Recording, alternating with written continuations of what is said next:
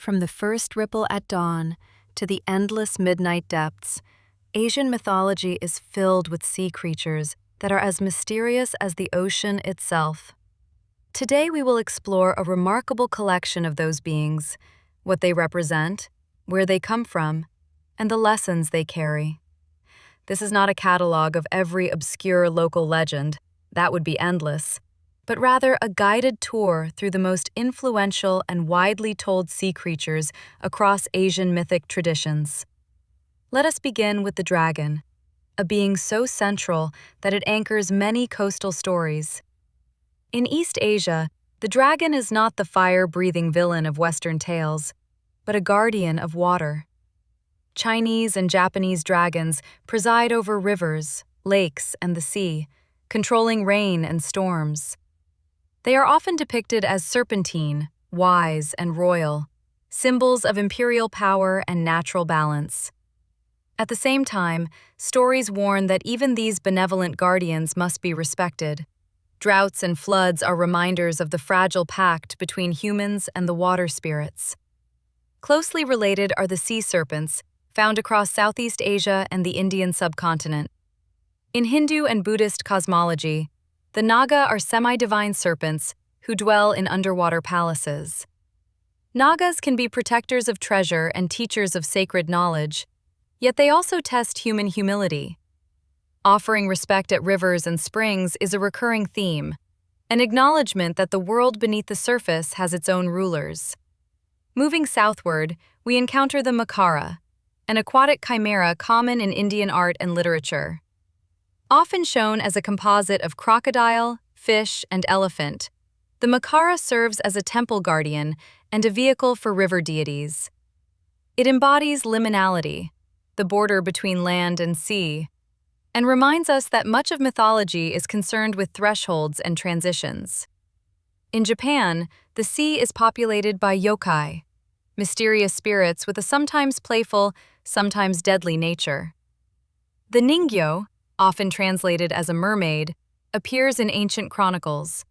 Unlike Western sirens, the ningyo's flesh can grant longevity or misfortune. Catching one might bring a temporary boon, but also terrible storms. Then there is the funayūrei, the spirits of drowned sailors who haunt ships and coasts, demanding offerings or seeking vengeance. These are powerful cautionary tales about the human cost of hubris and the respect owed to the sea. Korea contributes the dokkaebi of coastal folklore and the mulgogi sea monsters said to resemble giant eels or fish. Mulgogi legends often blur the line between animal and spirit, reflecting an animist view in which nature is alive and morally consequential.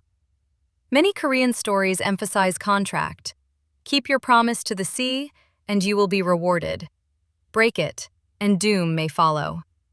Across the Indian Ocean, we find stories of the sea goddess Manannan MacLear's analogues in regional belief, powerful feminine deities associated with the tides.